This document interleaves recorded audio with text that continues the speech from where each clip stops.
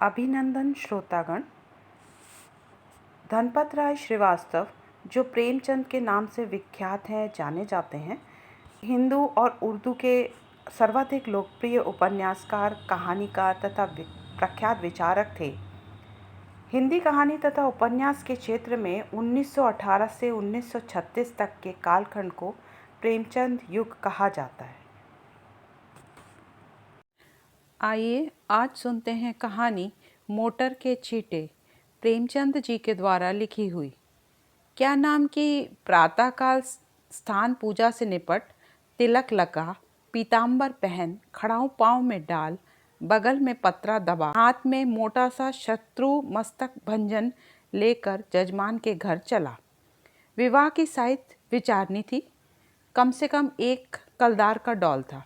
जलपान ऊपर से, और मेरा जलपान मामूली जलपान नहीं है। बाबुओं को तो मुझे निमंत्रित करने की हिम्मत ही नहीं पड़ती। उनका महीने भर का नाश्ता मेरे एक दिन का जलपान है। इस विषय में तो हम अपने सेठों साहूकारों के कायल हैं। ऐसा खिलाते हैं और इतना खुले मन से कि चोला आनंदित हो उठता है। जजमान का दिल देखकर ही मैं उनका निमंत्रण स्वीकार करता हूँ।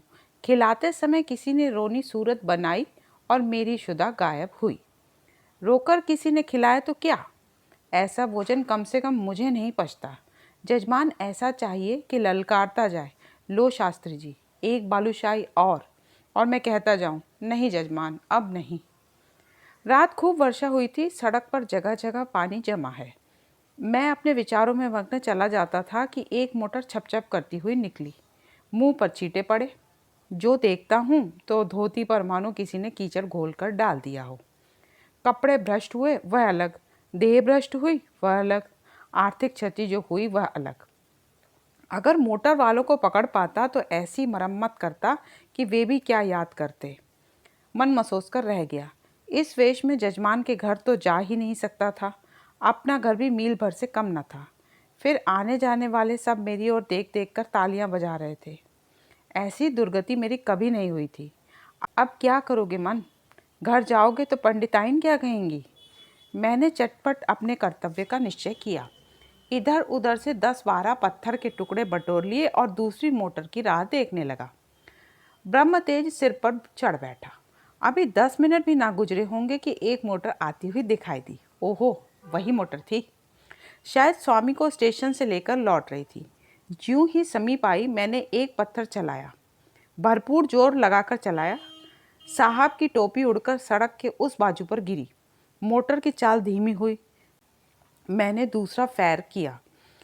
खिड़की के शीशे चूर चूर हो गए और एक टुकड़ा साहब बहादुर के गाल से भी लगा। खून बहने लगा। मोटर रुकी और साहब उतरकर मेरी तरफ आए और घूंसा तान कर बोले, सुअर, हम तुमको पुलिस में देगा। इतना सुनना था कि मैंने पोथी पत्रा जमीन पर फेंका और साहब की कमर पकड़कर अड़ंगी लगाई तो कीचड़ में भद्दे से गिरे। मैंने चट सवारी गांठी और गर्दन पर एक 25 रद्दे ताबड़तोड़ जमाए कि साहब चौंधिया उठे। इतने में उनकी पत्नी जी उतर आई। ऊंची एड़ी का जूता, रेशमी साड़ी, गालों पर पाउडर, होठों पर रंग, भवों पर स्याही, मुझे छाते से गोदने लगी। मैंने साहब को छोड़ दिया और डंडा संभालते हुए बोला, देवी जी, आप मर्दों के बीच में ना पड़े, कहीं चोट चपेट आ जाए तो मुझे दुख होगा।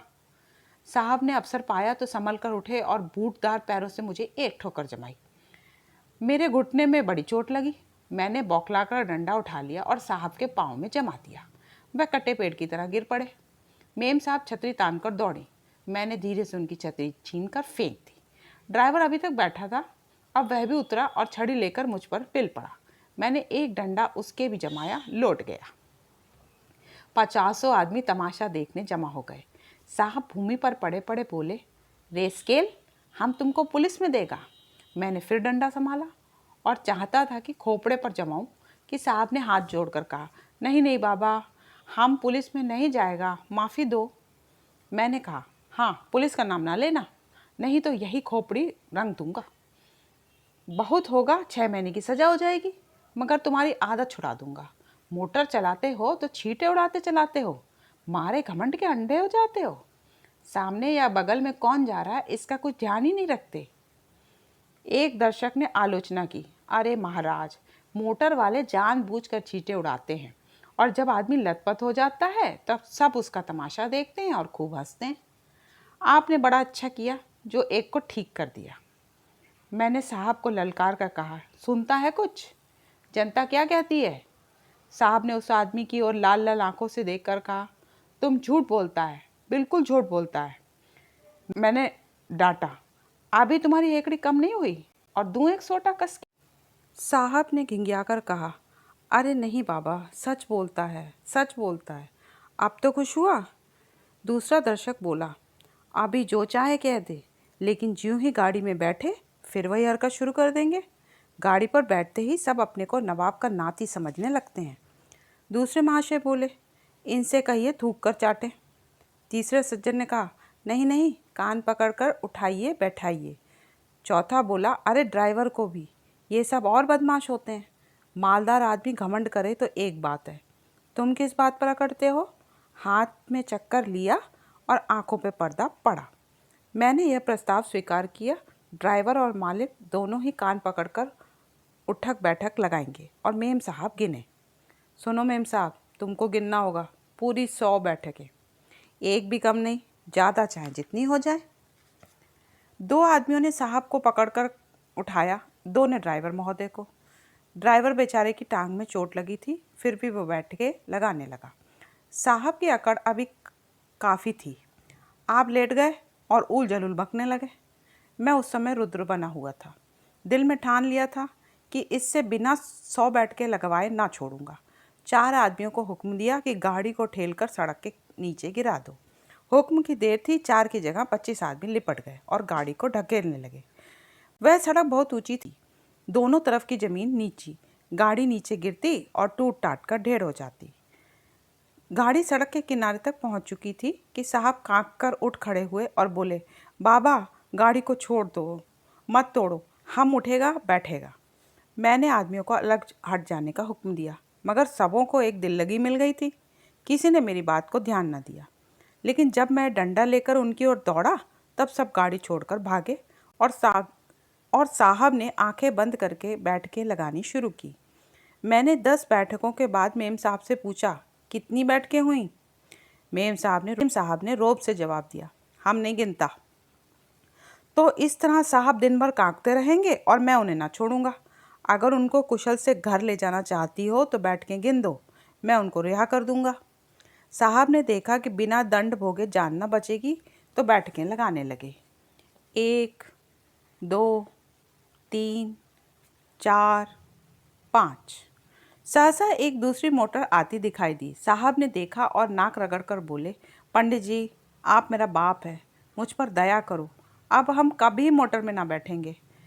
मुझे भी दया आ गई। बोला, नहीं, मोटर में बैठने से कौन रोकता है? इतना ही कहता हूँ कि मोटर पर बैठकर आदमियों को आदमी समझो। दूसरी गाड़ी तेज चली जाती थी। मैंने इशारा किया। सब आदमियों ने 2-2 पत्थर उठा लिए।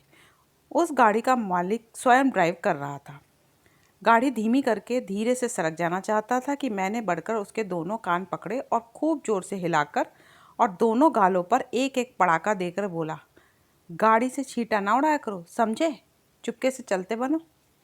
महोदय बकझक तो करते रहे, मगर 100 आदमियों को पत्थर लिए खड़ा देखा तो बिना कान पूछ डुलाए चलते हुए। उनके जाने के 1-2 मिनट बाद दूसरी गाड़ी आई।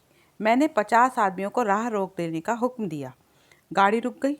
मैंने उन्हें भी 4 पड़ाके देकर विदा किया, मगर यह बेचारे भले आदमी थे, मज़े से चाटे खाकर चलते हुए। सहसा एक आदमी ने कहा, पुलिस आ रही है, और सबके सब हुर्र हो गए। मैं भी सड़क के नीचे उतर गया और एक गली में घुसकर गायब हो गया। कहानी सुनने के लिए बहुत बहुत धन्यवाद श्रोतागण। कृपया अपने कमेंट दें।